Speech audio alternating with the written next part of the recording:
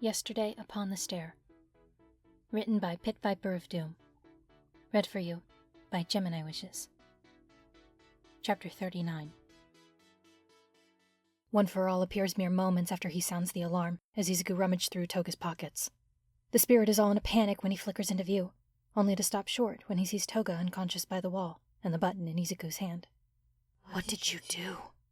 The heroes are coming, and so are some of my friends, maybe, Izuku answers. He's found what he was looking for among Toga's miniature arsenal of knives. 2 thin blades, more for piercing than slicing. He shoves both into his pockets and drags his chair back to its original spot. Is your brother coming? Obviously my brother is coming. What on earth possessed you? I'm a distraction, Izuku says. If they focus on me instead of going immediately after him, then maybe he has time to find our rescuers. I need your help. A dark warp gate opens within the room. With what? One for All asks, with an expression that looks as if he dreads the answer. The villains are coming back through. A second warp gate opens, and the masked, suited figure of All for One begins to emerge. Izuku slumps in his seat, dragging his wounded shoulder and breathing harshly as he signs his answer. Help me lie. For the sake of preserving Yaoyorozu's quirk, they throw together disguises at a Camino thrift shop. Shoto finds a neat dress shirt and waistcoat among the racks, and a black wig to hide his hair. Uraraka's hair is tucked beneath a cap, her jacket heavy and loose-fitting enough to make her look androgynous. Even her face looks different, though she'd been that way already when they met at the train station. That'll be the contouring, she'd said, when Kirishima asked her how she'd managed to change the positioning of her cheekbones. Contouring? Makeup, Yaoyorozu had explained. Makeup's for when you want to look pretty, Uraraka had said. Contouring's for when you want to commit a murder and throw off the police sketches. They're still following the marker Yaoyorozu left on the tracking device's original location. There was some debate back and forth. Yaoyorozu was all for heading to the new location first. But after Ida and Uraraka returned from visiting Midoriya's mother, they ended up siding with him and Kirishima. They would check Camino first, and if nothing was there, then they would head for the other. Or go straight home, if Ida has his way. The UA press conference is being broadcast in the streets, not far from their destination. The sight of his teachers groveling before the press sets Shoto's teeth on edge, though not as much as some of the questions from the reporters in the crowd. Seriously? Uraraka hisses. Are they really trying to make Deku look like the bad guy for taking down a villain? What villain did he supposedly brutalize? Ida demands, looking equally incensed. Do they not realize it was life and death? A memory clicks in the back of Shoto's head. He had blood on his hands when we met up, he says. He wouldn't say what happened, just that it wasn't his. Kirishima's teeth grind audibly. They're making our classmates sound like violent thugs. I know Bakugo's rough around the edges and Midoriya doesn't play nice in a fight, but that's just... His voice trails off, as if he doesn't have the words for his anger. Focus, Yaoyorozu reminds them. That's not our concern for now. We know it isn't true. In fact, that journalist probably knows it too. He's just trying to get a rise out of them. She tugs on Uraraka, stepping away from the crowd gathered before the screen. Come on. Something tells me the heroes will be making a move soon. Why do you say that? Kirishima asks, as the rest of them follow. The way they were answering questions about the investigation, she replies. They break away from the crowd and hurry into the quieter streets toward their destination. Principal Nezu made it sound as if they don't know where to look. If it were me... Her eyes narrow. I'd strike soon after a statement like that. If the villains see that broadcast and think they're still eluding the heroes and the police, their guard will be down. A hush settles over the rest. They keep close together, watching their surroundings. In the dimly lit streets, the shape of a warehouse facility looms before them. The alarm chimes softly, and he heaves a deep, deep sigh. Unwieldy the quirk search may be, but it is nonetheless useful for his purposes. It is far easier to pinpoint locations that he cannot see, such as no less than 80 Nomu, prepped and ready for instantaneous transport. The alarm comes when he's focused on those 80 Nomu, forcing his mental gaze back to the room where the prisoners are kept. The corners of his mouth turn downward. Toga is unconscious, Midoriya Izuku is injured, and Bakugo Katsuki is fleeting. He considers bringing the errant prisoner immediately to his side, but no need, just yet. Bakugo seems to be headed in the wrong direction, deeper into the building rather than toward the exits. If he's going to bring the boy back, he may as well bring him back to the room he's supposed to be in. He is forced, then, to turn his attention further from the Nomu and toward the rest of his assets. The alarm has brought back 2 of their number, Mr. Compress and Magne, whose quirks are most useful for recapturing prisoners. Stretching his own power to the limit, he reaches for Kurogiri's quirk and gives it a light tug. Beside him, he can feel the doctor's gaze. "I can continue things from here," the doctor says. "I still have to finish compiling all our electronic files." "Of course," he says. "I may send you amendments to some of your instructions. Nothing major, don't worry." A warp gate opens, and he steps back into the prisoner's holding area. He observes the scene, as best as he can without eyes. Toga is by the far wall, limp and silent. He can't tell what her injuries are. The unconsciousness smothers the rest of her physical weaknesses. Magne crouches beside her, while Mr. Compress stands over their remaining prisoner. And as for the boy, he sees nothing, but hears much. Breath hisses in and out between clenched teeth.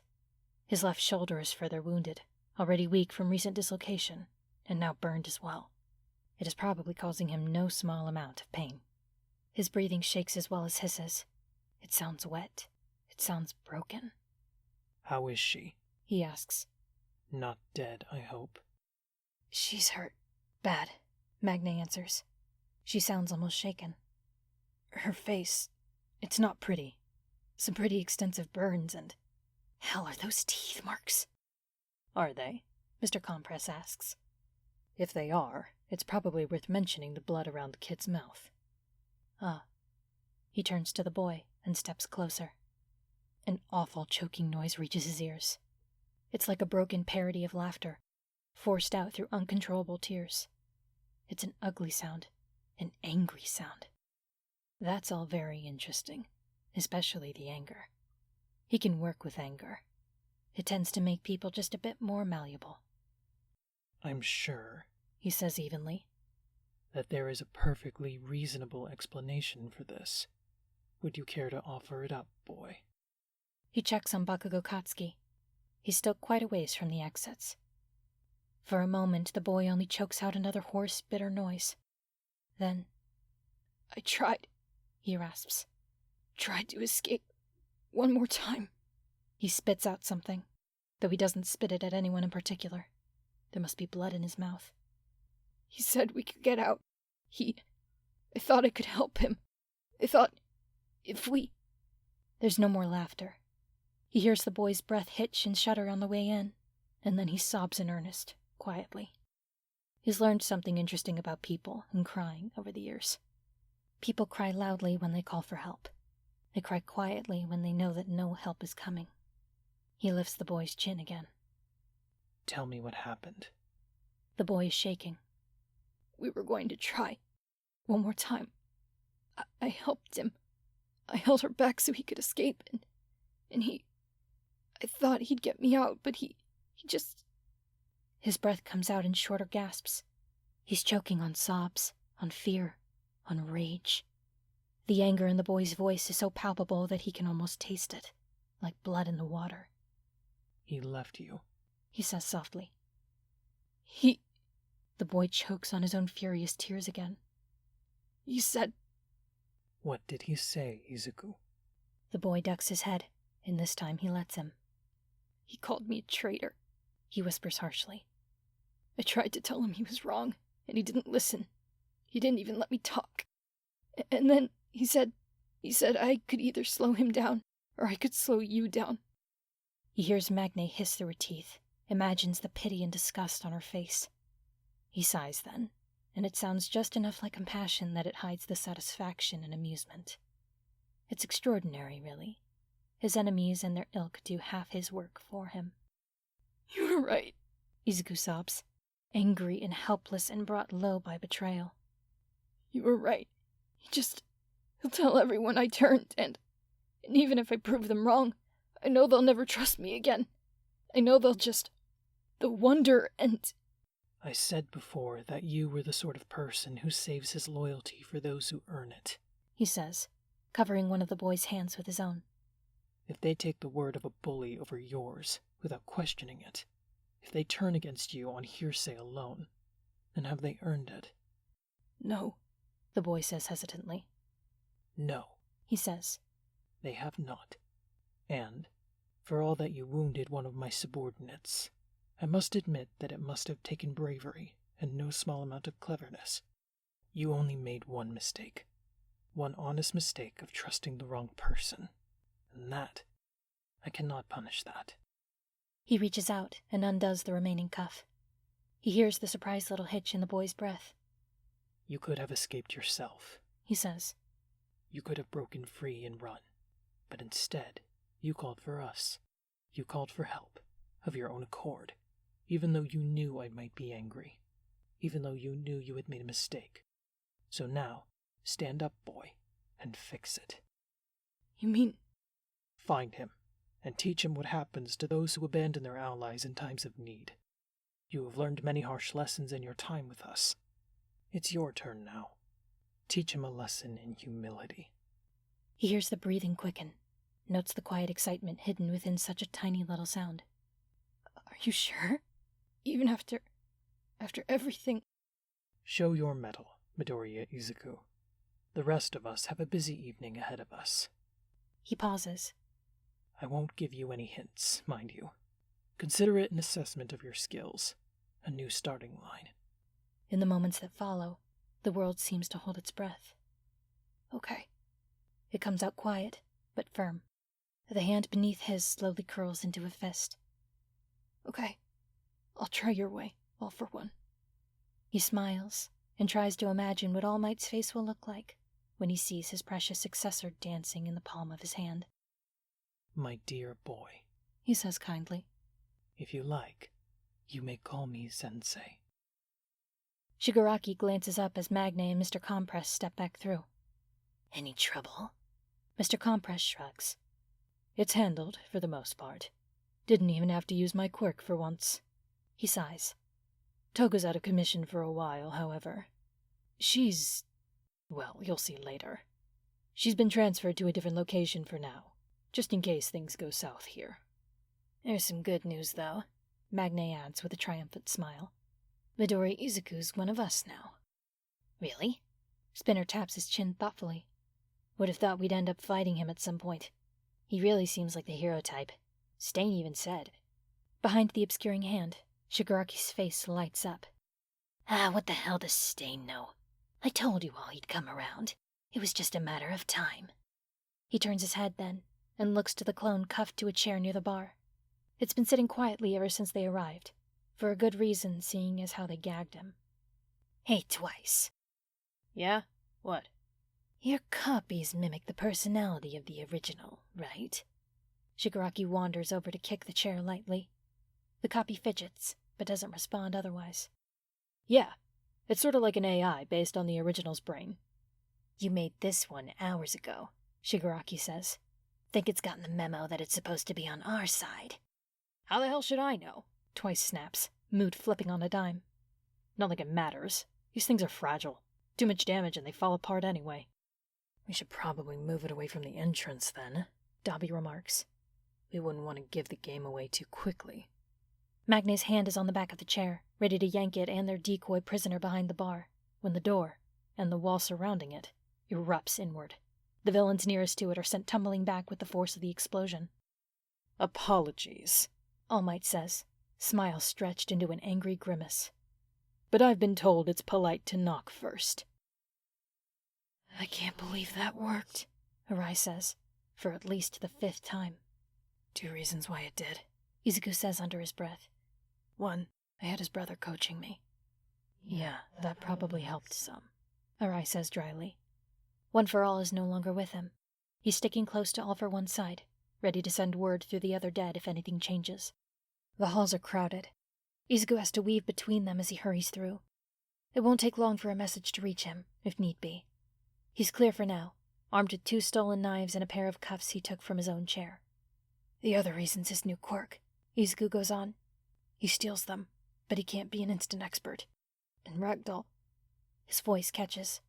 It still hurts to think about her. She told me about her quirk. It's tricky, having so much information pour into your head all at once. Either he'll be overwhelmed by it and miss what's right in front of his nose, or he'll force himself to focus on a few things and miss a lot of the rest. A grim smile twitches at the corners of his mouth. He's like how I used to be. Either he has it all the way on or all the way off. No in between. Nice, Arai says appreciatively. So what are you doing now? Escaping? Too risky. I can't tell if he's paying attention to me or not, so it's better if I stay in the building. Besides, He stops then, because there are arms latching onto him, dragging back and forcing him to halt. He knows who it is before he even turns, because it's far from the first time she's ever done this. Ray hugs his arm, peeking out from beneath her hair with a single, wide, jet-black eye. "Hi, Ray," he says, and manages a strained smile at her. "Things are pretty tense right now, huh?" She pulls at him, trying to drag him in the opposite direction he's headed. "Ray, not that way," she says. "Out is the other way." "I know," he says, "but I can't go out yet. There's something I have to do, but I don't know if—" In the distance, something explodes. The lights flicker as Izuku whips around, every nerve on edge. "Half-pint, where do you think you're going?" Izuku sighs heavily as Nana appears in the hallway, then blinks closer until she reaches his side. "Good. She found you. Come on, kid. The heroes are here, and if there was ever a time to get moving, it's now." "The heroes?" "Some of them, at least," she says. "What you just heard is Mountain Lady smashing through the gate. You can go now." "I can't yet," Izuku says, forcing down his frustration. There's something I need to look for. I needed to see. I can't leave without seeing for myself."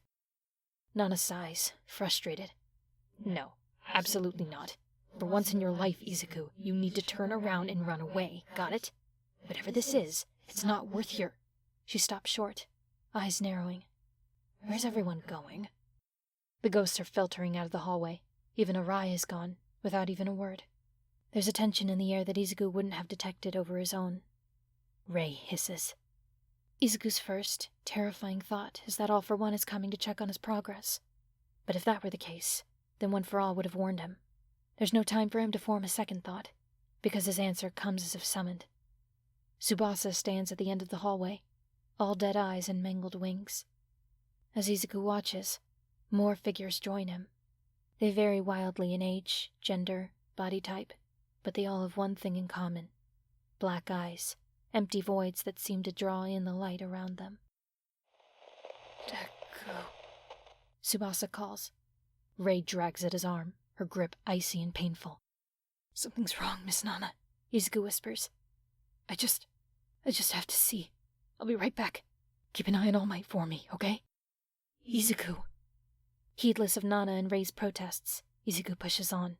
He knows these hallways by now. The small anteroom is very crowded now, with more spirits pressed in than should reasonably fit. It brings uncomfortably familiar feelings into the pit of Izuku's stomach, but he forces them down and steps up to the locked door. He draws his stolen knives from their hiding place. With a swipe, Ray knocks them out of his hands and pushes him back. "Ray!" he splutters. "Go back," she says. "Go back. Don't go through. Get out, get out, get out." "Ray, will you just let me? It's a bad place." Her arms move in forceful jerks. Her form flickers and blinks until it hurts just to keep looking at her. "It's bad. Get out. Don't go in." "Deku," Tsubasa pleads. "Deku, help me." "Shut up," Ray hisses, lunging at him until Tsubasa flickers back. Shut up, leave him alone." Izuku holds his breath and forces past, retrieving his dropped knives. The lock is not a complicated one. At this point, this deep into All for One's stronghold, security is not the largest priority. It comes undone, and Izuku pockets the knives, just in case. He opens the door, and Ray shrieks. "Just a hallway," he murmurs, though he's less and less sure of that the further he goes. "Just another hallway. I'll just take a quick look, Ray, that's all." Ray clings to him. She's trembling, gripping him hard enough to be painful. She's staring ahead, into the dimly lit hallway beyond the open door. "Ray, what's wrong?" he murmurs, his voice thin in the quiet. "Do you—" She flies, not back, not away from the hallway. When she flits away from his side, she goes further in, until he barely catches her swirl of dark hair as it vanishes around the first corner. "What? Ray?" Time is of the essence. Ahead of him is Ray, his oldest and best friend, and some unknown horror that frightens even her. Behind him are Tsubasa, someone he knew even before he met her, and a crowd of silent, black-eyed ghosts. Something tugs at the back of his mind, that's important somehow, the black eyes. But he's far too focused on the choice before him. And really, it isn't much of a choice at all. When Izuku takes off running, it's forward. The alley behind the warehouse is cramped, but at least it's out of the way. It's out of sight. See anything? Uraraka asks. She has Ida by the ankles, holding onto him like a helium balloon while he floats level with the high window. Shoto stands on Kirishima's shoulders, gripping the window ledge to pull himself up and see. It takes a moment to make sense of what he's looking at. It's a vast warehouse space, all wide walls and high ceilings, metal catwalks, and at least one mezzanine overlooking the machinery that fills the space. It's almost factory-like in its setup, except instead of objects being manufactured, it's... Beside him, Ida draws in a sharp breath. Shoto feels his stomach twist in horror and disgust, and climbs down from Kirishima's shoulders. He's seen enough. He doesn't need to see any more. Well, he says, fighting down the bile crawling up his throat. Now we know why the Nomu's tracker came here first. Why?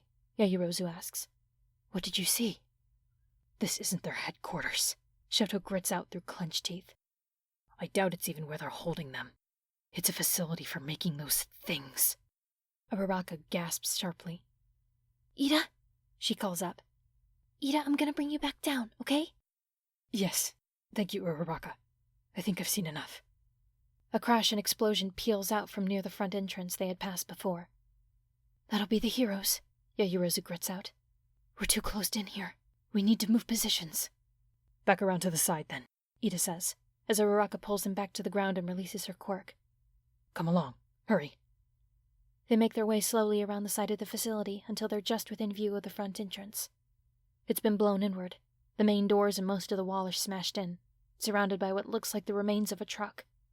Shoto only hopes there was no one in the cab when it hit.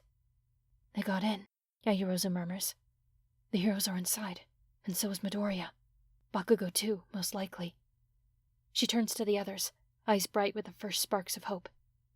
I think it might be okay. I think they have this. Shoto cocks his head, trying to listen. They've moved away from the side of the building, behind a freestanding stone wall toward the front. But he can still hear their voices, calling to each other from within the building. Genist! This voice he recognizes. That's Tiger. Genist! Mount Lady! I've found her! Ragdoll? Mount Lady's voice is much easier to hear. Is she alive? She's unconscious, but she has a pulse, thank heaven. This place is more complicated than we first thought, another voice says. Shoto doesn't recognize it, but it could be Best Genist. Searching every room and hallway could take more time than expected. It sounds, at least to Shoto's ears, like an opportunity to slip in and do some searching on their own. A hand descends on his shoulder. It's Ida, keeping him from making a premature move. Shoto turns to glare at him, ready to fire back at the wordless warning. Guys? Kirishima says quietly. One of the side doors just opened. Shoto turns his head, alarmed. Sure enough, a small doorway on the side of the building, one they just passed minutes ago, is swinging open silently. Someone emerges, and his heart seizes. Are they far enough away? Uraraka gasps. Shoto gapes. Bakugo comes creeping out of the building, sidling along the outer wall as he checks his peripherals. For a moment, Shoto is too shocked to react. Luckily, Kirishima isn't. In an instant, he's yanking off the false horns and poking his head out from cover. Bakugo, he hisses, waving to him. Bakugo, over here! Their classmate is among them in seconds, diving behind their cover and whisper shouting with muffled fury. What the fuck are you idiots doing here? We're here for you and Deku, obviously, Uraraka whisper shouts back. Where is he? Are you okay? Kirishima asks. You're bleeding. Sure enough, there's a gash over his collarbone, but it doesn't look too serious. Scowling, Bakugo tugs his blood-stained shirt to cover it. It's fucking nothing. Shut up, he growls. Deku's still in there. He pulled off some half-cocked plan to buy time while I got out. And you left him? Shoto asks. It wasn't my goddamn idea, he grits out at him. What the fuck do you idiots think you can do here? The heroes are launching a raid to rescue you and Midoriya, Yaoyorozu tells him. Best Genus, Tiger, and Mount Lady are in there right now. Bakugo's eyes widen. Fuck, is that all? The way Deku was talking, they're probably gonna need more than that. Shoto's blood runs cold. That's the closest he's ever seen Bakugo to being rattled. Why do you say that? Ida asks. Look, they have this bastard shadow leader, all right? Called All for One or some shit. Deku says he steals quirks. That's impossible. Yaoyorozu sounds shaken. There's never been any quirk like that except in stories. The air changes. Shoto can't explain it. He knows what a change in temperature feels like, and this isn't it. But just for a moment, he swears he can feel a chill in the air that isn't his. He looks to the others, and sees his own confusion and alarm reflected in their eyes. Got a bad feeling, Kirishima says tightly. Anybody else feeling it? No shit, Bakugo murmurs. I can't tell if this is intuition, Yaoyorozu says, or the effects of a quirk. We shouldn't be here, Ida murmurs. We should... Uraraka claps her hand over his mouth. Footsteps. Logically, footsteps shouldn't be loud enough for them to hear an individual set, all the way out here. And yet, they reach Shoto's ears, slow and purposeful, before a voice rings out like a tolling funeral bell. Welcome, heroes. They're too close, far too close, but Shoto turns and looks anyway. The angle is bad, but they can see the blown-up front and the raiding party of heroes gathered inside, and beyond them, a lone figure stands there, just out of reach of where light would touch. Shoto can barely see him, but he can just make out a dark, crisply fitted suit and a heavy, jet-black metal mask fitted over his head. "Who is that?" he hears Uraraka whisper. One villain against multiple heroes? Kirishima murmurs. Seems pretty one-sided to me. As the five of them watch, the lone villain moves to strike, and the battle is indeed one-sided, but in entirely the wrong direction. For a few good moments, Izuku could only stand and stare. There are so few ghosts here. None, actually. The only ones who linger are the strange, silent, black-eyed ones he now knows to be former Nomu. Which sort of makes sense, now that he thinks of it. The only living people in here are Nomu, as well. That's what freezes him first. The presence of countless Nomu, all clustered into a single space. The panic subsides when he sees that they're enclosed in glass pods, hooked up to wires and tubes, and unresponsive. They're packed into the vast space, like sardines in a can. Dozens of the creatures that Izuku has never seen fall to anything less than a top-ranked hero. As he watches, blackness swirls around the nearest one, and then the next, and the next. It spreads over every Nomu he can see, and Izuku recognizes it. It's the same tar-like blackness that had been used to transport him back and forth over the past few days. It spreads, overtaking each artificial human weapon. In a matter of seconds, the Nomu vanish. They give the villains no time to react. Edgeshot moves swiftly, disabling the Warp Gate villain before he can give them an escape route. The rest of the frontline heroes move in to take down the rest. All Might only has eyes for the boy sitting cuffed to a chair toward the back of the room. Green eyes stare back at him over the gag, and his student strains against the bonds. The villain known as Dabi gets a drop on them, sending out a wall of fire to drive them back. In such an enclosed space, All Might cannot risk dispelling it with wind pressure. Even a millimeter off, and he would send the entire building up in flames with them inside of it. And at the moment, he isn't sure that he can trust his precision. But every quirk has limits, and even Dabi is aware of the risks. When the flames subside, Gran Torino is upon him, knocking him to the ground before he can try it again.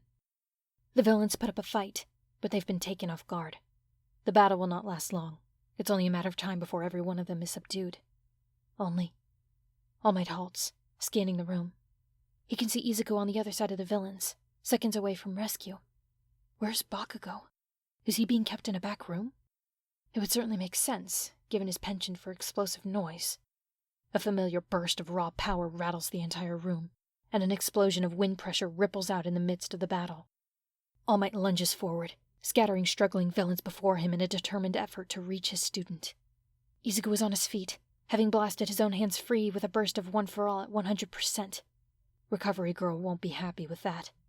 The boy rips the gag out of his mouth and pitches his voice above everyone else. It's a trap! All Might reaches him, blood running cold. Izuku. Izuku thrusts one of his broken hands out at him, except it's not broken. It's melting, like candle wax in a furnace. Green eyes meet his, furious and frantic. I'm not real, Izuku yells. I'm just a copy made by Twice's quirk. Bakugo and I are at the warehouse in Camino. Hurry! His entire form dissolves into nothing. Damn. All Might whips around, fury mounting, to find the villain subdued and forced to the floor.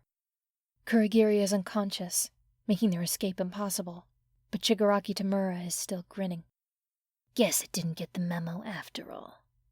Blackness begins to gather around the downed villains, creeping over them like living sludge. Shigaraki's smile widens.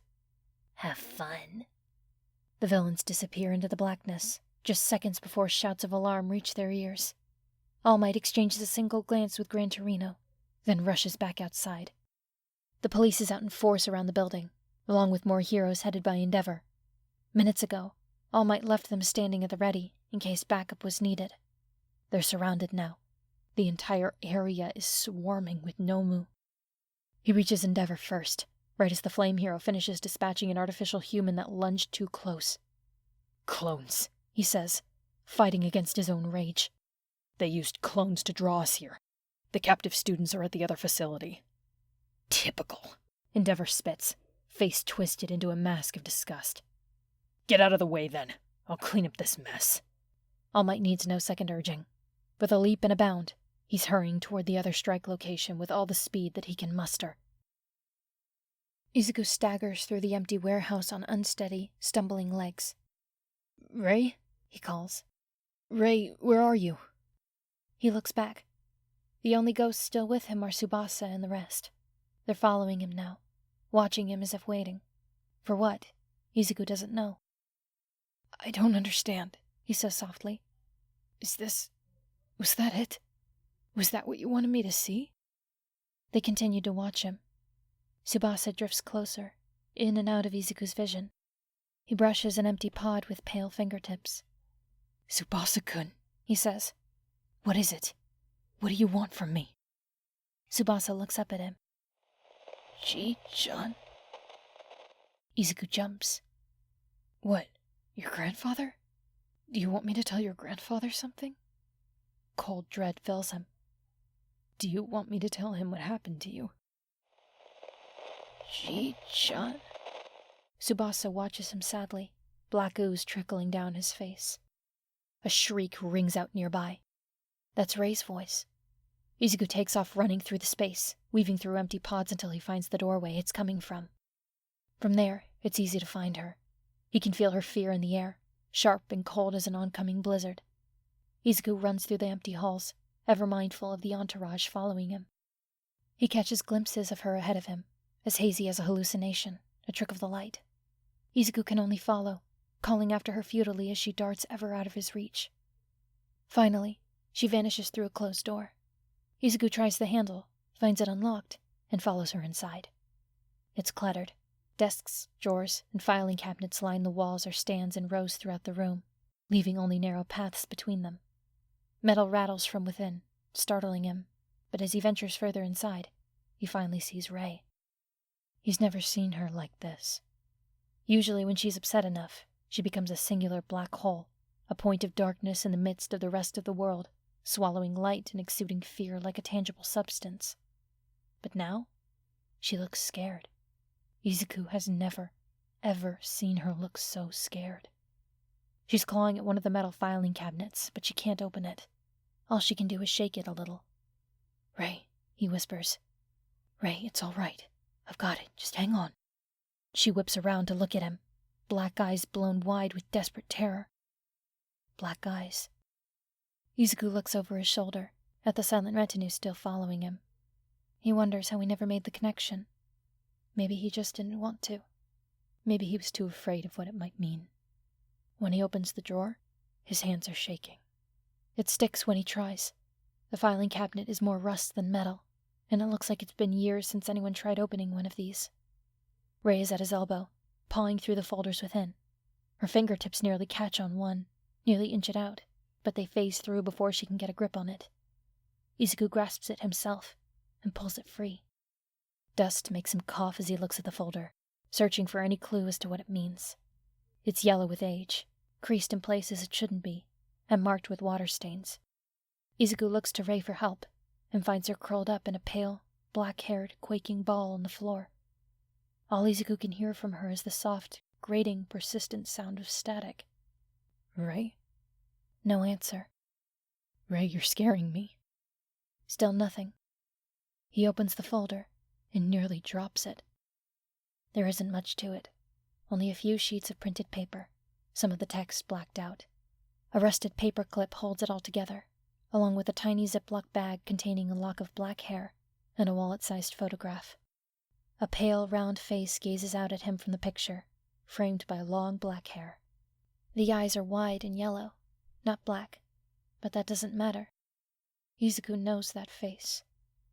The next thing he knows, he's kneeling on the ground, hands shaking as he fumbles the clip off. Rust stains his fingers, and he tosses it to the floor and gathers up the photograph and the hair sample in the few pages. He looks at the first one. Subject 777. Examination Report Number 1. Name: Morikawa Hitomi. Date of birth: 2XXX0131. Sex: F. Age: 9.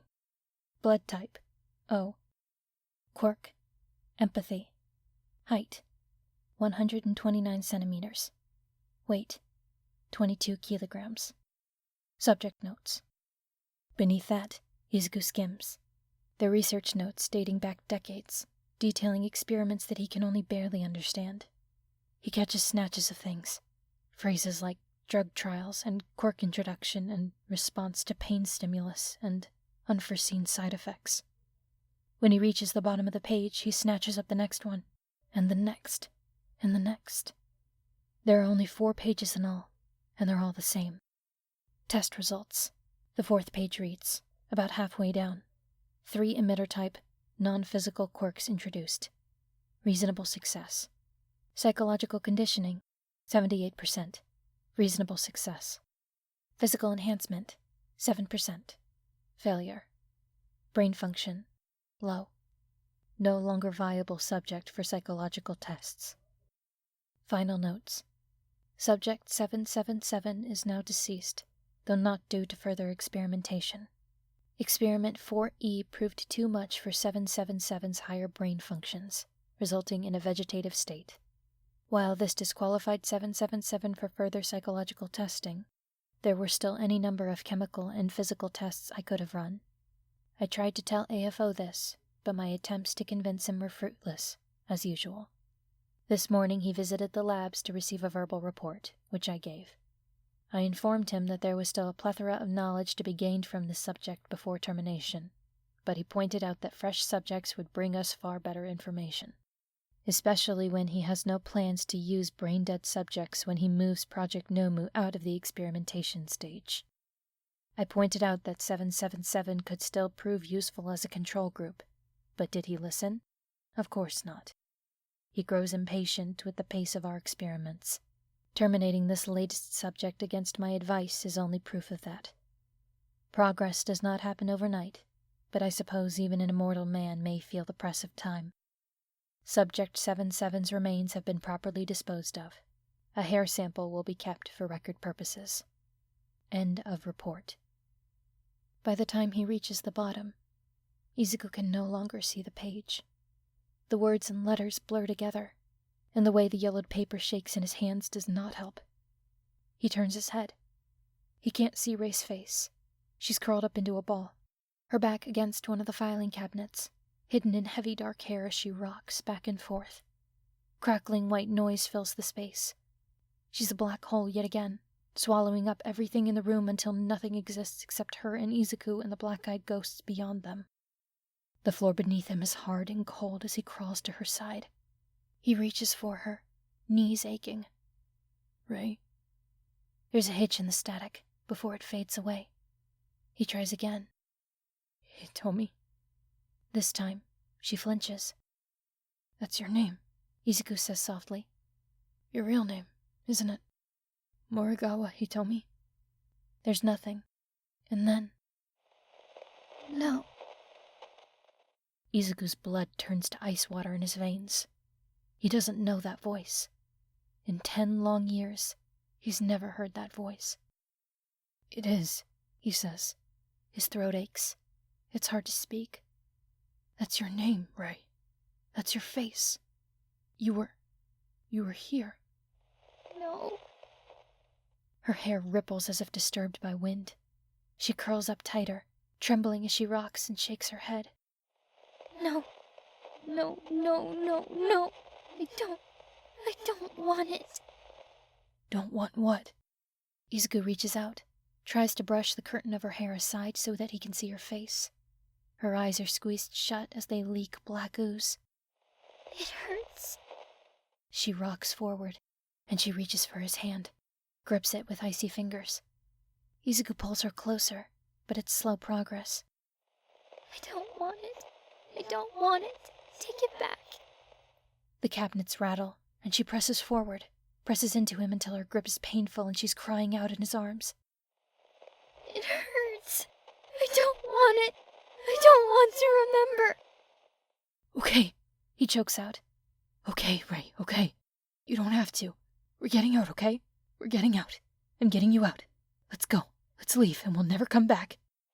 Get out, she screams into his chest. Get out! Get out! Get out! He gathers up the pages, folds up the photograph and the hair sample inside them, and stuffs them into his pocket. And then he runs out of the records room and shuts it behind him. He reaches out blindly, grasping until he takes Ray's hand, and hurries down the hallway. The lights are even worse off than before. Most of them have gone out entirely, and only a few still flicker stubbornly. Ji-chan. He hears Tsubasa whisper, but he's past listening. He has to get out. He has to go home. He's done. He's finished here. He survived, and he's hopefully bought Bakugo some time to reach the heroes outside. And he wants to find them too and go home. He wants... Ji-chan. Ray's hand squeezes hard enough to crush his fingers. Izuku stumbles, comes back into himself, and finally registers the sound of footsteps steadily moving closer. He freezes, schools his face back to blankness, and prepares himself for one of the villains. Except who would it be? The others are all supposed to be away, unless they've been brought back, but... Before he can finish the thought, a lone figure rounds the corner and into the dimly lit hallway. Izuku stops short, heart pounding. The other man stops as well, catching sight of him immediately. He draws back, seemingly startled, before his tense shoulders relax, and his face lights up in recognition. It's a familiar face, Izuku realizes. He hasn't seen it in years, but it's hard to forget anything from the day he first realized what his quirk was. Ji-chan, Tsubasa rasps. Before him, his old pediatrician adjusts his spectacles and steps forward to take a closer look. My word, says Dr. Tsubasa. Little Midoriya Izuku. It's been years, hasn't it? If ever a quirk could babble, then that is what Search is doing to him now. Or at the very least, it's trying. For the moment, he has it quieted, feeling the little nudges of information at a distance, to be examined at his own leisure. For example, All Might. Even in a simple quirk like Search, he shines like a beacon, growing ever nearer. The heroes before him will not last long. Best Genius will bleed out soon, and there is little that Mount Lady or Tiger or any of the other responding heroes can do against him, especially with the rest of his henchmen present, most of them even fighting fit. But All Might is coming, and that means that their little game is drawing to a close. He checks on his other assets within the facility. Bakugo Katsuki has finally found the exit. As for Midoriya... good. The good doctor has found him. He'll soon be telling the boy of the next step in tonight's little melodrama.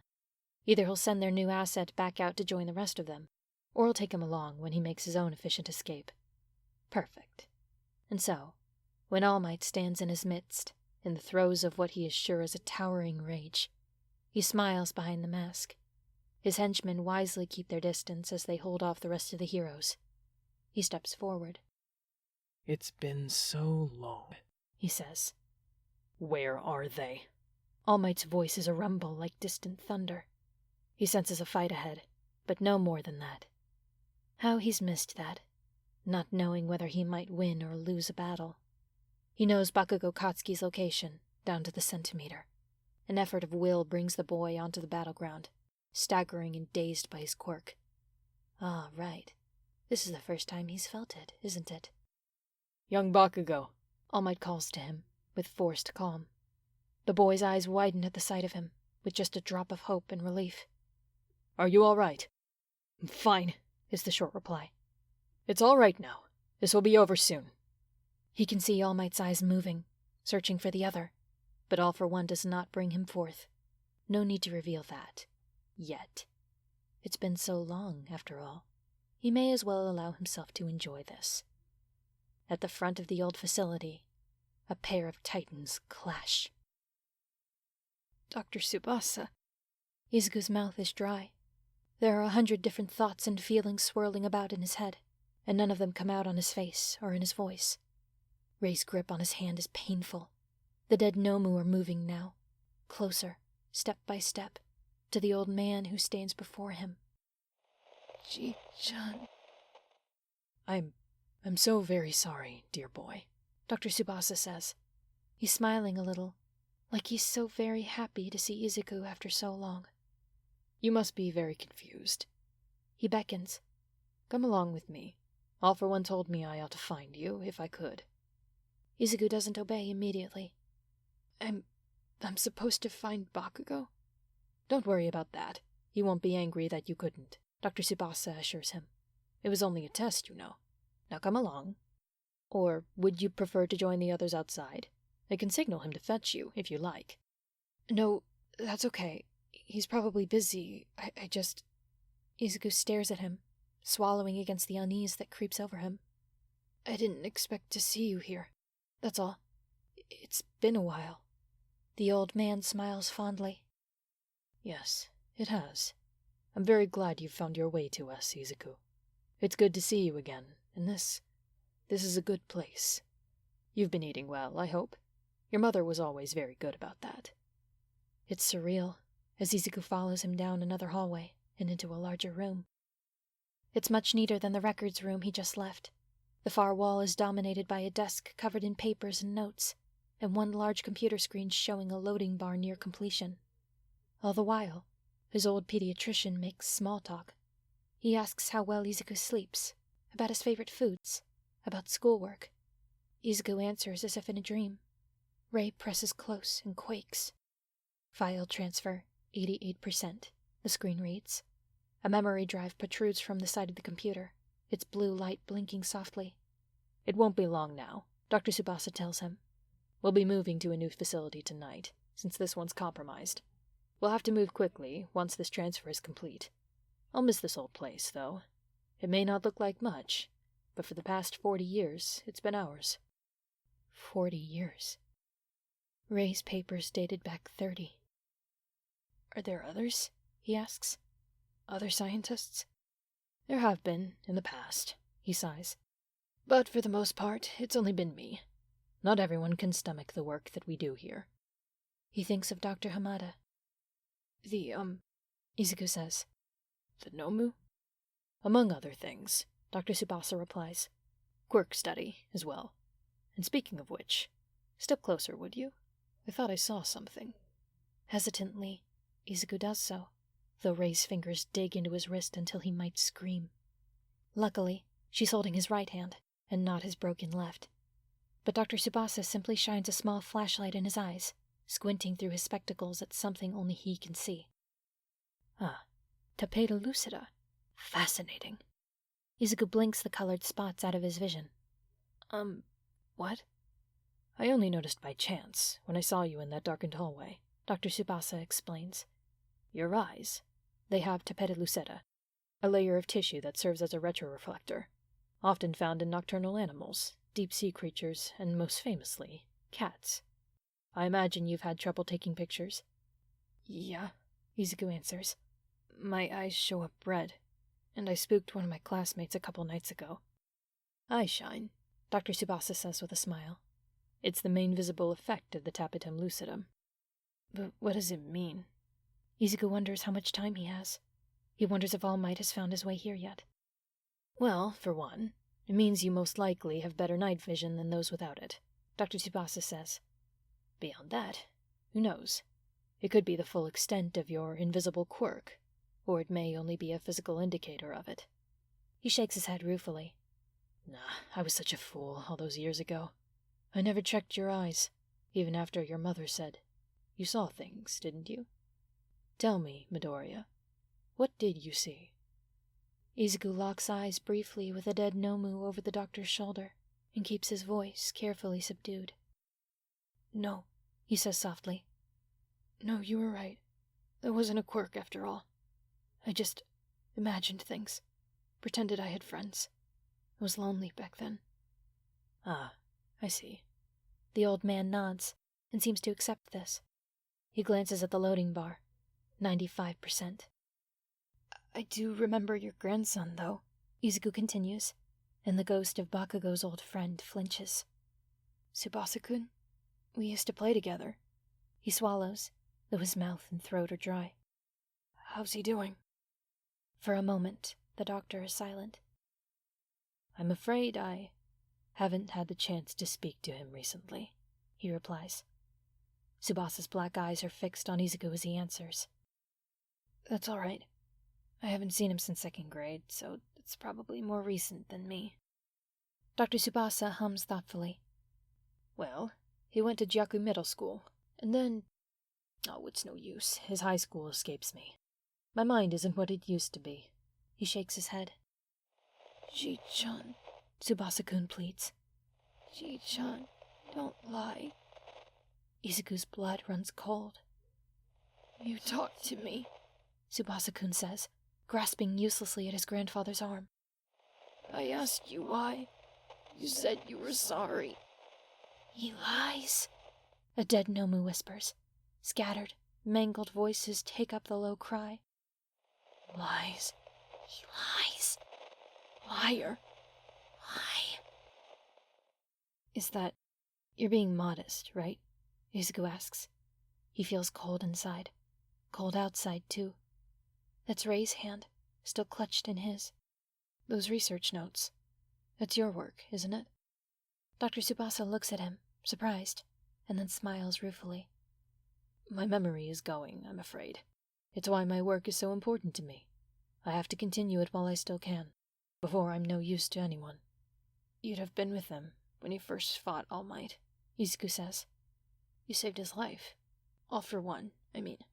All Might told me he thought All for One was dead, but he survived, thanks to you. It was a close thing, Dr. Tsubasa says softly. Still, Izuku says. And the Nomu, from what I've heard, civilian scientists still can't figure out how they work. There's the extra quirks, but also the physical enhancements. I know now that All for One did the quirks, but the physical stuff, that was you, right? Dr. Tsubasa gives a quiet chuckle. Don't give All for One too much credit now. I've studied his power, how the quirks are transferred, the effect on the mind and body. And you perfected it, Izuku whispers. Rei's file. Subject 777.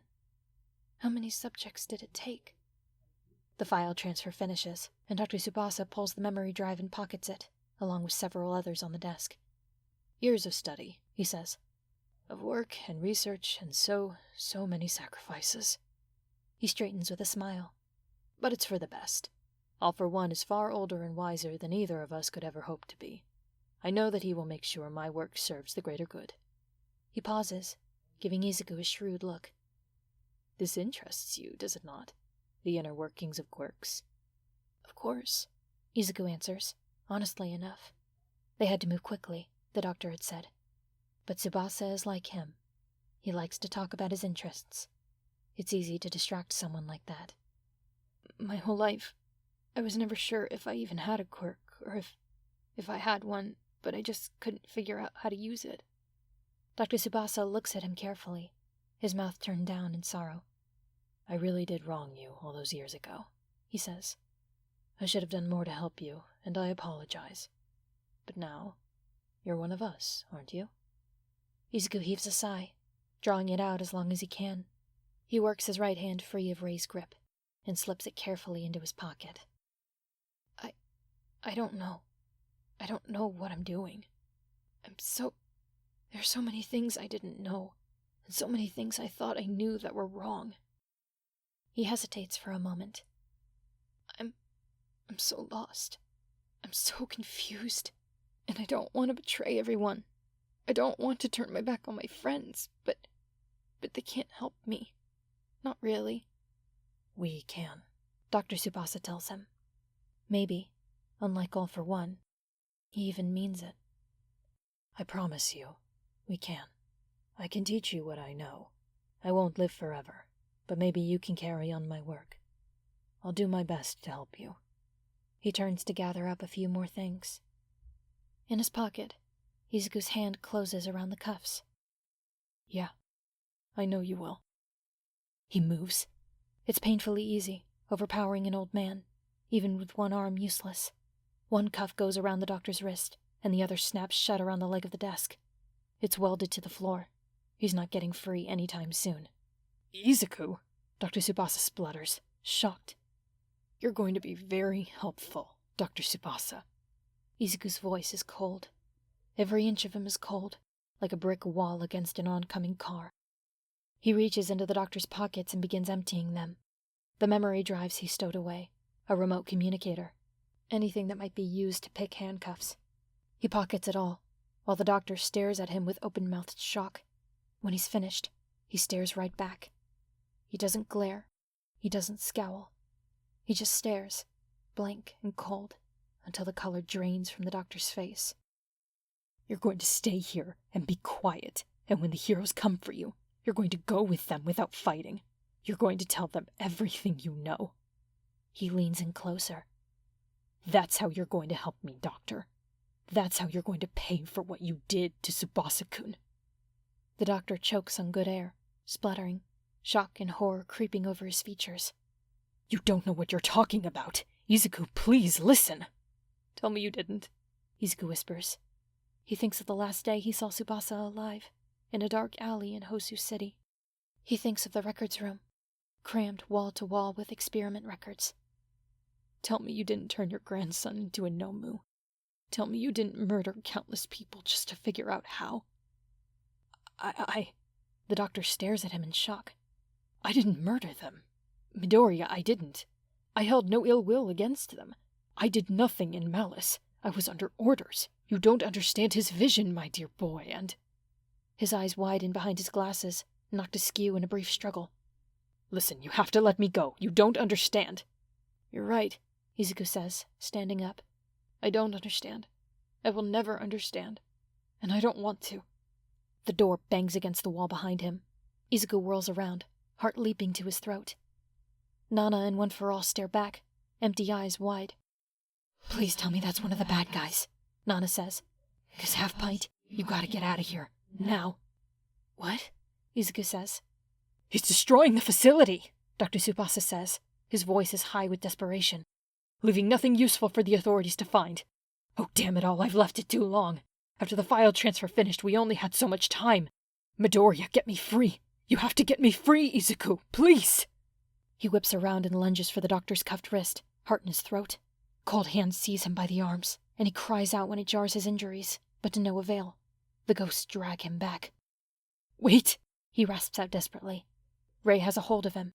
The dead Nomu are grasping at him as well. Wait, just let me free him first, let me... No time, One for All tells him. I'm sorry, this isn't your fault. Wait, he pleads. Wait, I don't want to... They drag him bodily out of the room, until the doctor's desperate cries fade into the distance. Izuku fights them all the way, but it's no use. He's weakened and injured, and they are many. They don't need food or rest like he does. Run! Nana shouts near his ear. Izuku, just run! Follow him, he'll get you out! He doesn't recognize the route that One for All takes. All he knows is that it takes them back through the empty warehouse space, back toward the doorway leading to the hallways beyond it. It's like thunder, first. It begins behind him, and then it envelops him, and the world goes strange and gray. This brings back memories, All for One says, and his voice sails out mockingly from beneath that damned metal mask. Almost. I'm a bit disappointed, old friend. You were so much more fearsome when last we met. He's been in his hero form for nearly an hour, and his time is running out. All Might is limited, and the enemy knows it. As long as Bakugo is here, he can't afford to go all out without the boy becoming collateral damage. The other villains are moving to recapture him, and Bakugo evades them. For now. But he has to end this. He has to bring him down for good this time. He has to rescue young Bakugo and find his remaining student and make sure Endeavor and the others are holding their own against the Nomu. You're looking for your boy. All for One calls out. Correct. You must be worried about him, all alone and afraid. He dodges a strike and retaliates with one of his own. His arm has grown many times its usual size, misshapen with protruding ridges, like an immense and flexible mace. Would it comfort you to know that he is no longer alone nor afraid? All Might hesitates for a split second and nearly pays for it when he misses death by inches. He shakes his head furiously. All for One does this, messes with his head while they fight. He pushed through before, and he can do it again. The mace-like arm swings at him, and he blocks the strike with one of his own, sending a shockwave rippling out from the point of collision. If you were expecting to find him frightened and grateful, you may be disappointed. All for One tells him. I'm afraid it's a little late for that. All Might clenches his teeth. What are you talking about, you? The words are barely out of his mouth when rolling thunder erupts from within the warehouse. All Might freezes for a split second and takes a blow to the shoulder for it, as the building explodes like a mortar mine. The outer frame of the building caves in and begins to collapse. Fiery explosions spread, sending a wide swath of destruction through the surrounding area. Screams ring out as bystanders become casualties. He gapes, and the fiery rage in his breast turns to ice in an instant. Ida, of course, moves the fastest. As soon as the rumble from within reaches their ears, he grabs the others, Araraka and Todoroki under one arm, Kirishima and Yaoyorozu under the other, and rockets away from the building with an instinctive reciprocal burst. He feels his engines overheat in an instant, but it does the job. In a burst of desperate speed and strength, he drags his friends away from the building and toward the nearest cover. He drags them through a few scrapes and bruises as well, but it's preferable to worse injuries. The explosions deafen them, but do no more than that. When they subside, the warehouse has nearly collapsed in on itself, and Ida stares at it in horror. He was in there, he says, stricken. Bakugo said. Beside him, Todoroki and Araraka share a single look. You three stay here, Todoroki says. He's lost the wig, and his hair is a tangled mess. My phone's on silent. The service is still up, so we can keep in contact. We'll be right back, Araraka adds. But Yaoyorozu starts, a second too late. The pair of them are off and running already, around the side, skirting the battle as they head straight for the collapsed building. Kirishima starts to rise, but Ida stops him. Todoroki is well trained and strong, and Araraka's quirk is best suited for the half-cocked plan they've probably thought up. The more of them move, the more likely they'll draw attention to themselves. We'll wait, Ida murmurs. We'll wait and watch, and send word in to them if we need to. The situation is far out of his control. It has been since the night began. All he can do now is trust in his friends and hope for the best. Izuku comes back into himself either seconds or minutes after the explosion hits, and the first thing he hears is crying. He's never heard Rei cry before. She's made a lot of sounds over the years, but never anything that required a voice. His entire left arm is a useless mass of pain. His head hurts. His ribs hurt. A lot of different things hurt. You have to understand, Dr. Tsubasa says, and Izuku looks up. The doctor stands over him, hands held out in an almost pleading manner. He doesn't look much different from when Izuku last saw him, except a little paler and lacking anything in the whites of his eyes. It was all in the name of progress, he says. Besides the change that All for One plans to bring to this world, do you realize the possible applications of this research? The possibility of physical enhancement, a deeper understanding of human psychology? A few dozen sacrifices, a few hundred even. Can you honestly tell me that they are not worth the many millions of lives that could be improved with this research? You bastard! He hears Nana hiss. You need to leave, Izuku rasps. The doctor's ghost looks at him, startled. You need to get out. You can see me? Izuku opens his mouth to repeat himself, and... Ji-chan. Slowly, the doctor turns around. Izuku looks past him and sees the dead Nomu gathered just beyond. They aren't waiting anymore. Oh, Dr. Tsubasa says, and Izuku has never heard so much mortal terror fit into such a small sound. The dead descend upon him as three figures, Nana, One for All, and Rei, move between them and him so that he doesn't have to see what they do to him. He can hear it just fine, though. Izuku has cried a lot in this place. Most of the time it was out of necessity, but now he cries because he can't stop. Even when the screams die down, and Tsubasa-kun and his grandfather and all the dead Nomu are gone, he can't stop. He can't do anything but curl up on the ground and sob until he can barely breathe. He feels gentle hands on him. He hears Nana's voice, calling to him desperately, but he shakes his head. He made a promise once. He swore to himself that he would never, ever make a ghost. And now he's done that. He's made a ghost out of someone he knew, and it doesn't matter what he did. It doesn't matter why, and it doesn't matter whether it was deserved or not. All that matters is that a man is dead because Izuku was careless, because he was angry and he didn't think, and what sort of hero does that make him?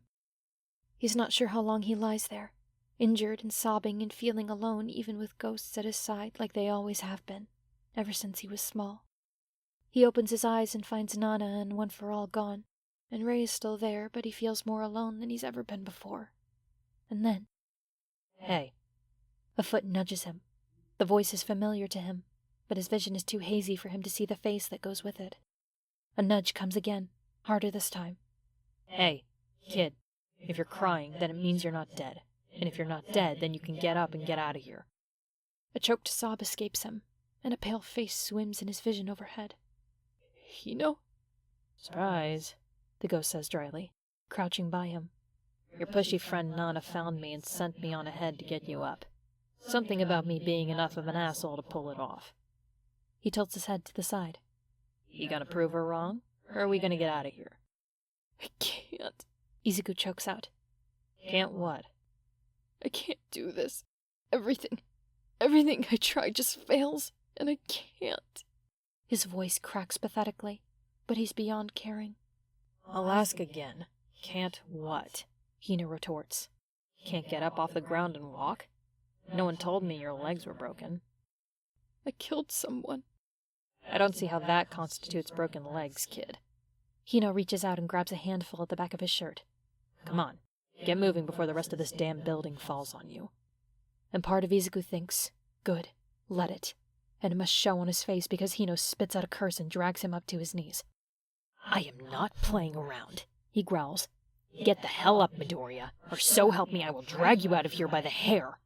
What's the point? Izuku snaps, as anger turns his tears scalding. Every time I've done anything in this place, I've made everything worse for everyone else. I can't do this. I just can't. Hina lets go of the back of his shirt and grabs the front instead. Can't what?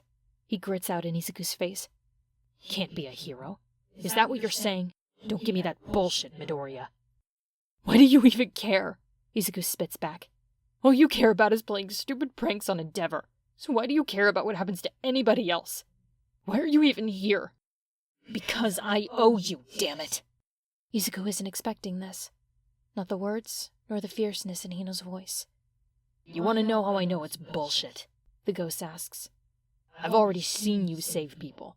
You saved my sister, and you don't even know her damn name. So don't you dare sit there and tell me you can't. Izuku stares at him, confused and vaguely unnerved. Your sister? I don't... Who? A bitter laugh escapes the ghost, and his grip on Izuku loosens just a fraction. Fuck, he mutters. You really had me pegged, you know? When you said I was the kind of person who dyed my hair to piss off my family? Well, you were right. Because I hate my fucking family. Except my sister. And you helped her. I don't...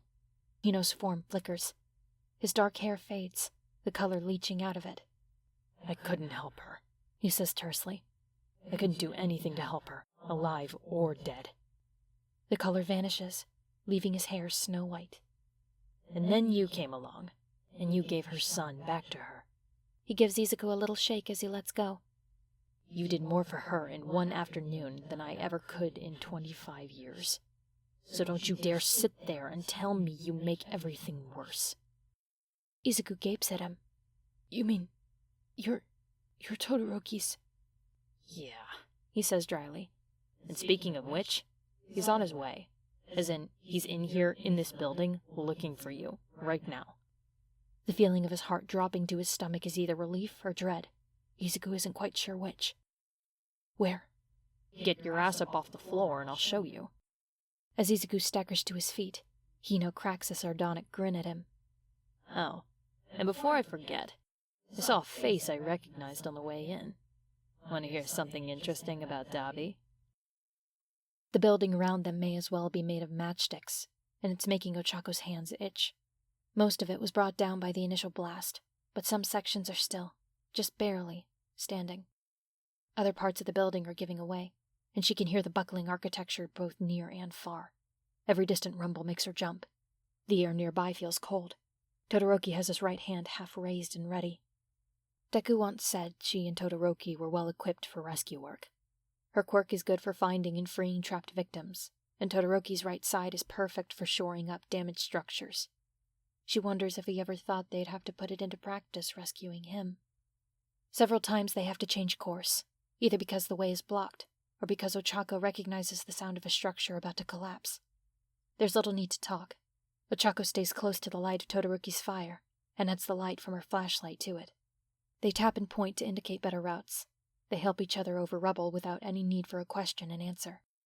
At some point, Ochako realizes she has no real idea how they're supposed to find Deku in all this. As sure as she is that there won't be any villains left in here, she doesn't feel comfortable shouting. How long will it take them to scour this entire ruin? How long do they have before the heroes start moving in, and they get caught?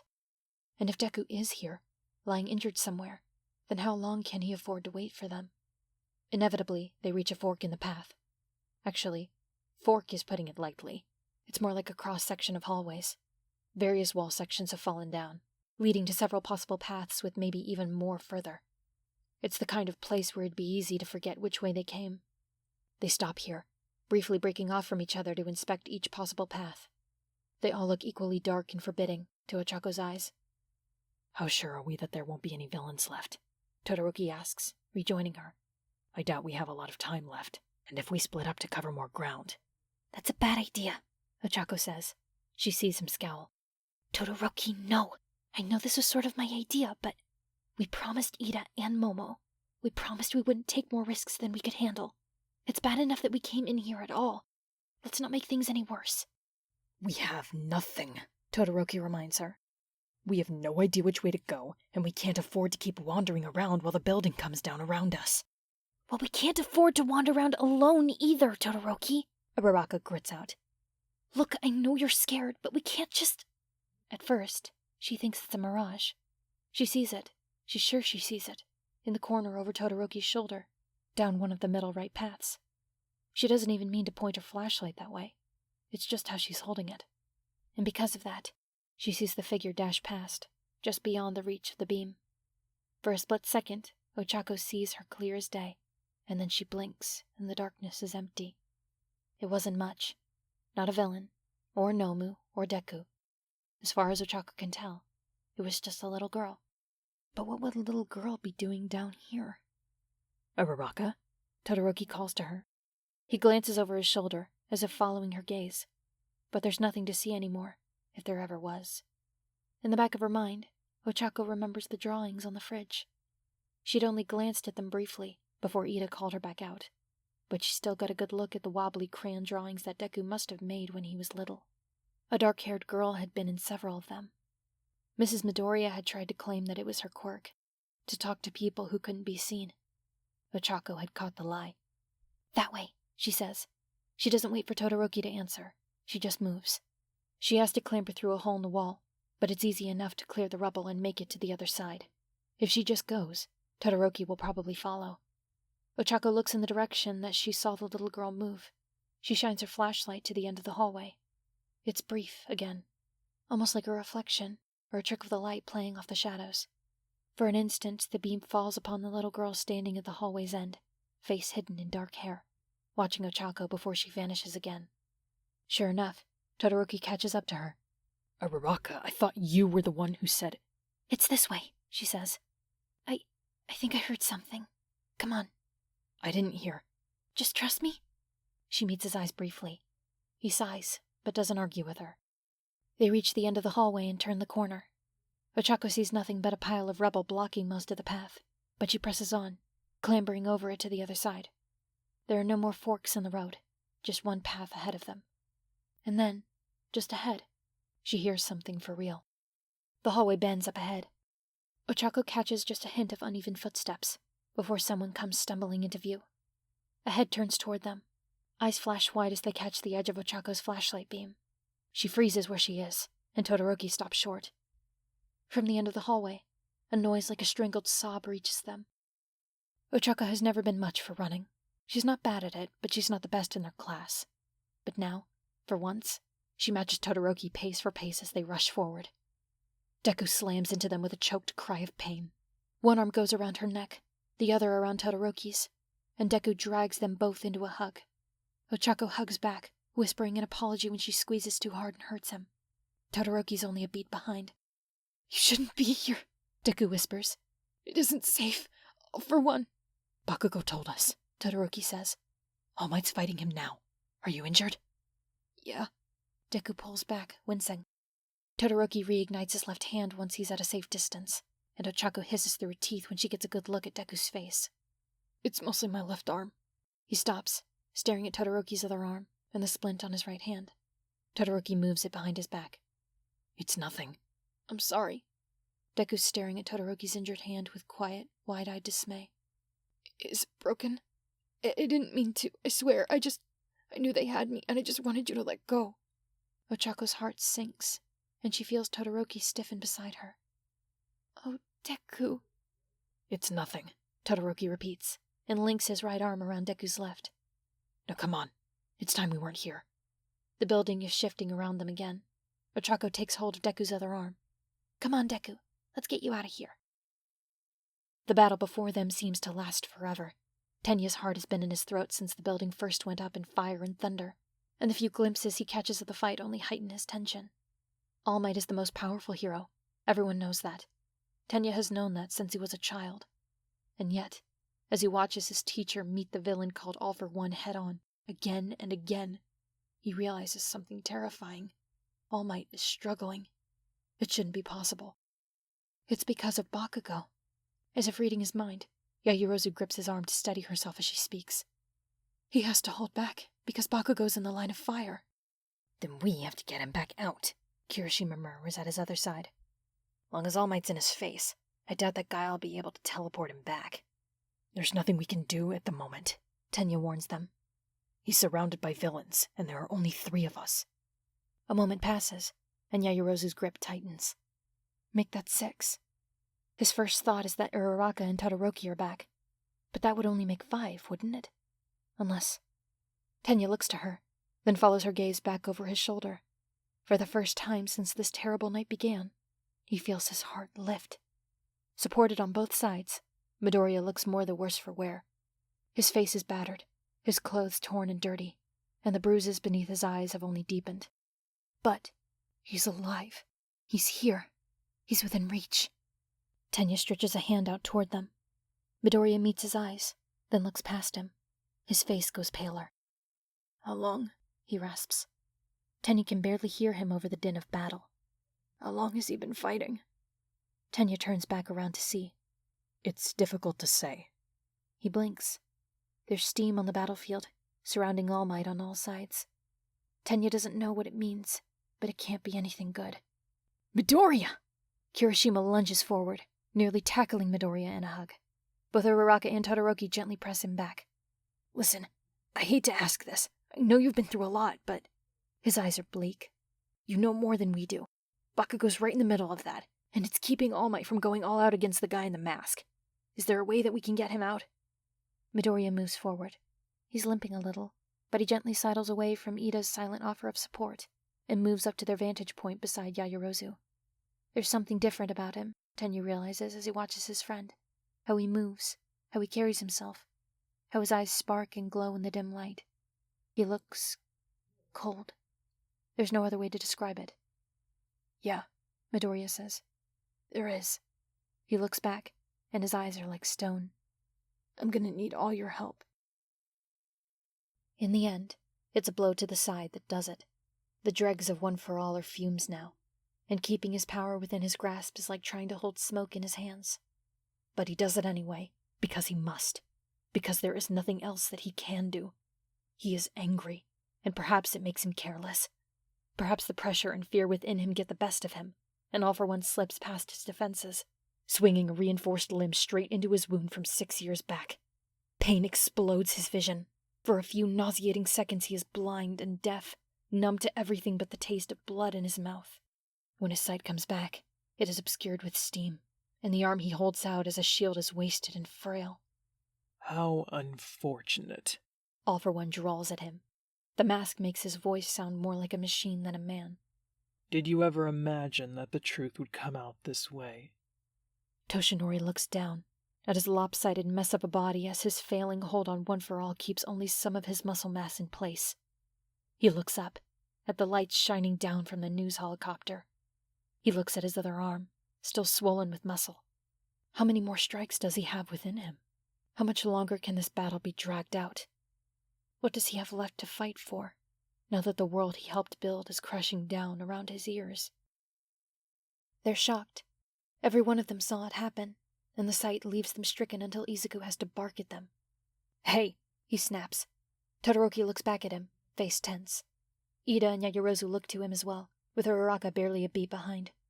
Izuku has to smack Hiroshima on the back of his head to get him to turn around too. We're running out of time. Do you all know what you need to do?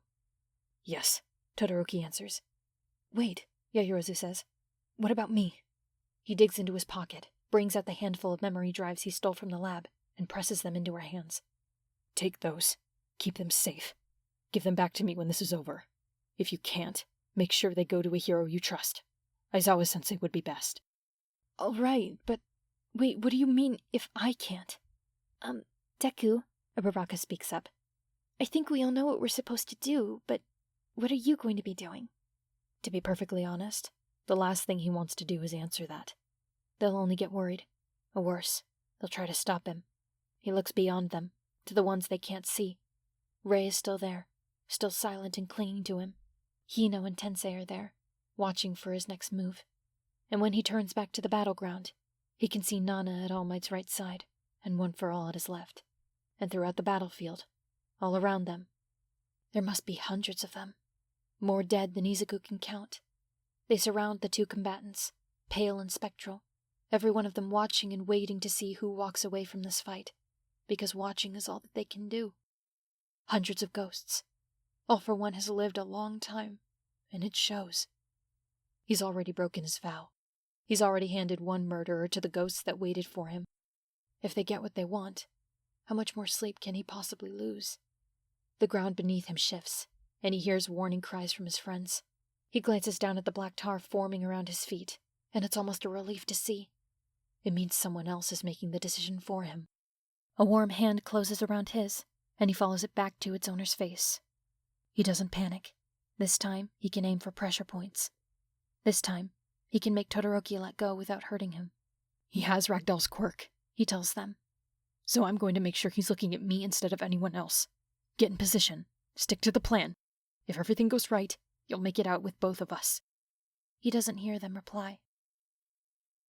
Tell me, All for One says. What is it like to watch everything you've ever worked for crumble around you? What is it like to know that everything you've ever done was for nothing? None of it was for nothing. Toshinori spits blood when he speaks. It's too late, All for One. I've already passed on my power. Yes. He can't see the face behind that mask, but Toshinori can sense that his enemy is smiling. I know this. You made a fascinating choice. I did so enjoy getting to know him these past few days. Then you know he's strong, Toshinori retorts. No matter what happens today, he is strong. Even if you kill me now, All for One. He will be so much more than I ever was. The masked head tilts to the side. Are you so sure of that? His heart leaps to his throat. If you've harmed him. All for One laughs, clear and cold. Nothing so graceless, Toshinori. You ought to know me better than that. I didn't need to kill him, or take his quirk. All I wanted was to destroy what you've created, and I've done that. His veins flow with ice water instead of blood. What are you talking about? Children are so pliable these days. All for One says. Even the ones that think they hate you. You just have to know how to talk to them. What did you do? Rage and fear boil up within him. What lies did you poison him with? Why don't you ask him? All for One's hand twists. There's a blur of black, and Izuku stands at his mortal enemy's side, hunched and battered with torn clothes and blood on his face, staring at Toshinori with the coldest eyes he has ever hoped to see. Don't look so shocked, his enemy says. He's a smart boy. Even he knows that it's better to learn from your teachers than copy them. He pauses, and there's a note of satisfaction in the way he tilts his head toward Izuku. This will end soon. Once this is over, I can't imagine you'll be seeing each other again. But I'm not without a heart. If there's anything you'd like to say to one another before then, now is the time. There's a split second of blinding terror, a single moment in which despair comes crashing down on his flagging spirit, and his heart sinks so low in his chest that it threatens never to rise again. And then, his student turns his head, shuts one eye in an unmistakable wink, and waggles his right hand. Hi, All Might, he fingerspells. I'm okay. AFO blind. Can't see sign. Toshinori's eyes widen. Weak right side, left shoulder, left knee. Ragdoll told me. He wants to cry, honestly. And if All for One is blind, then maybe he can even get away with it. Well? All for One prompts. No, Izuku says aloud. A shame. Very well, then. I mean, Izuku says. No, I'm talking to you. I know, it's probably hard to tell if you can't see which way my head's pointing. Toshinori chokes on blood, cutting off a warning. I mean, it's been interesting. Izuku goes on, and begins to shift away from All for One and toward Toshinori, until he's standing at the side, halfway between them, and facing the enemy. Very exciting, but I'd like to go home now. Silence stretches for a few frozen moments. You seem surprised, Izuku says. His voice is flat, almost dead. If anything, he sounds disinterested. Perhaps, All for One says, in a low, quiet tone. You ought to think very hard about what you are saying, boy. Oh, I have. I've thought about everything I've ever said to you, and I honestly didn't expect you to believe most of it. He pauses. I know I was feeding you bullshit, but I didn't think you'd actually swallow it. Izuku, Toshinori warns. Thanks for letting me run around your hideout for a while, though, he continues, as if heedless of the danger he's playing with. I found some cool stuff. There's another beat of silence as the world stands still. And then, the breath leaves All for One in a metallic hiss. You cunning little viper. That means a lot, coming from you. No, this is a surprise. To anyone listening, All for One sounds calm. Toshinori wonders if Izuku can hear the quiet tremble beneath the machine-like smoothness, like a bowstring stretched taut. I knew you were a clever one, but I never thought that All Might would choose a successor with such a poisonous little tongue. Don't take it personally, Izuku tells him. His eyes haven't lost their chill. I lie to everyone. And look where it's gotten you. All for One steps forward, and Izuku steps back. Do you think your teacher can protect you when he's this close to death himself? You're as good as alone. You're wrong, Izuku says, and his voice shakes only a little. You're wrong about him, and you were wrong about me. You were wrong about Bakugo, too. Did you know that when I told him to burn me and leave me behind, he didn't want to? I had to yell at him to get him to do it. Something hisses within the mask, and it's not the respirator. Toshinori braces himself, ready to throw himself between them if need be. Even if he can't win, he can give his student time to run. All Might. Izuku's voice tugs his attention away, and the boy catches his gaze and holds it. He was right about one thing. About learning from teachers instead of copying them. His green eyes bore into Toshinori's. Don't copy her. Brave words. All for One's mace of an arm ripples and changes again. The metallic ridges protruding from the flesh look sharper now. Perhaps you should have feared me instead. Izuku's eyes flash as he looks back. You think I don't? You do scare me, All for One. But the thing is, I'm always afraid. Every minute of every day. And when you're afraid for that long, you forget what it's like to feel anything else. His hands curl into fists. And now, when something frightening comes along, I can't tell the difference anymore between the new fear and the old. His mouth twists into a look of contempt. Of course you scare me. You think that makes you special? Izuku, stop. Toshinori's voice cracks. It cracks because he feels All for One's menace ripple out in an almost tangible wave. In all his years, Toshinori has never been sure whether it was a quirk or simply the power of All for One's presence. He exudes pure malice as if it's a chemical weapon, seeping beneath the skin, into lungs and hearts and eyes, until it replaces all sense with distilled terror. It brings images to Toshinori's mind, of blood and ruin, widespread death and destruction. In the face of that fear, all his mind will let him see is Nana dead, and Izuku murdered in front of him, and everyone he has ever known and cared for screaming to him for help, crying out as they suffer and die beyond his reach. It takes a moment to shake off the feeling, before his vision clears and he sees Izuku very much alive in front of him, trembling and crying with bared teeth and cold, cold eyes. I can see now that I was mistaken with you, Midoriya Izuku. All for One's voice booms from behind the mask. I will enjoy watching you suffer. No, you won't. Izuku answers in a voice all cracked and broken. You won't get the chance. Perhaps not, but the legacy I leave behind will only grow stronger. You're a fool if you think that one victory means... Where's your doctor, All for One? Izuku asks. All for One stops. He doesn't just hesitate, he stops. Toshinori feels the taut bowstring snap in two. You shouldn't have killed her, Izuku tells him quietly. Maybe you wouldn't have lost so much if you hadn't. Or maybe I would have found another reason to hate you. It's not like you make it hard. What are you talking about? All for One snarls behind the mask. It doesn't matter if I tell you. Izuku's eyes burn cold with anger. I doubt you ever even learned her name. All for One lunges, but it's slow, even to Toshinori's eyes. The mace-like limb seems to drag through the air, instead of whipping around with the same blinding speed as before. He can't see, of course. He can't see the hands holding it back, dozens upon hundreds of pairs of hands, holding back the blow, slowing it down enough for Toshinori to catch it, and for the boy to slip beneath it. One for All lights up the night. Izuku kicks out at All for One's weak knee, and in the space left by the enemy's pain, he hurtles clear. Something flies overhead. The plan had been simple. A ramp of ice and Ida's speed gave the momentum, and Uraraka's quirk takes away the weight that might have held them down. With Ida on one side, Todoroki on the other, and Kirishima higher up in the middle, Izuku sees his three friends sailing through the air above the battle, and hears Kirishima's desperate call. Bakugo! Bakugo, up here!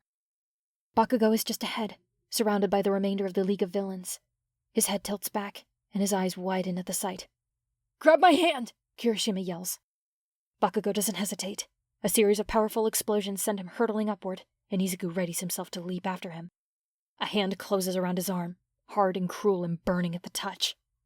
Not so fast, Midoriya. Dabi's voice sounds close by his ear.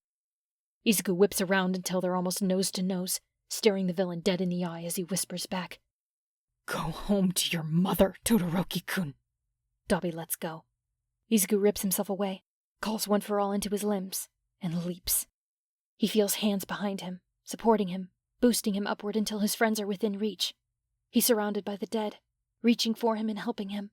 Just for a moment, Izuku feels himself reaching back, not with his hands, but with something else. It's Todoroki who catches him by the hand. This time, Izuku doesn't let go. A warp gate opens, even though Kurogiri is unconscious. All for One's hand twists, and Magne's quirk activates at his command instead of hers. The scattered remnants of the League are forcibly brought together and thrust through the portal. When it finally closes, cutting off Shigaraki's final scream of protest, the two of them are alone on the battlefield. You've lost, Toshinori says. He has one more strike left in him. He has to make it count. I won years ago, Toshinori. All for One hisses back. Do you know why? Because I planted the destruction of this world as we know it. It's only a matter of time. Then I will raise its salvation. Toshinori steps forward. I will bring you down now, All for One, and they will bring down Shigaraki Tamura. You haven't figured it out, have you? All for One says. Gone is his facade of calm and control. His voice is tight with rage, even behind the mechanical quality the mask gives it. You believe yourself the savior of the world when you failed to save someone who should have been so close to you. His breath hisses in and out through the mask. Shigaraki Tamura, born Shimura Tenko. What would your precious Nana say if she knew you had failed her own grandson? Toshinori flinches back as if struck. His heart has been torn and savaged so many times over the past 3 days, and All for One threatens to shred it completely. His heart nearly fails him again, but don't copy her. He can't fall here. Not when he has a student, when he has so many students waiting for him to raise them. Not when there are civilians here, trapped and injured by the destruction of the warehouse and its surrounding streets. I can't die yet. I have too much to do. He stokes the failing sparks within him, gathers up the dregs of One for All until there is nothing left to take. He has one more strike left in him. He meets All for One in the middle, one last time. They don't see it. None of them see it, except for Izuku. No one sees hundreds of silent spectators finally move. No one sees them closing in and reaching for the enemy, not for his flesh, but for the metal of his mask. Everyone sees the final blow as it lands, but no one sees the hundreds of hands stretching out, clawing and tearing at the mechanisms that keep their killer breathing and beyond their grasp. No one sees that. They see All Might standing alone on the battlefield, battered and broken, and they see him point, and they hear the words, "You're next," ring out from the symbol of peace. But no one sees the pale, silent man standing at his side, tears rolling down his face as he lifts his hands and signs to the one person who can. It's done. Thank you, and good luck. Izuku sees it from where he stands, exhausted and supported on all sides by friends, both living and dead. He turns, buries his face in Todoroki's shoulder, and sobs until his voice is gone.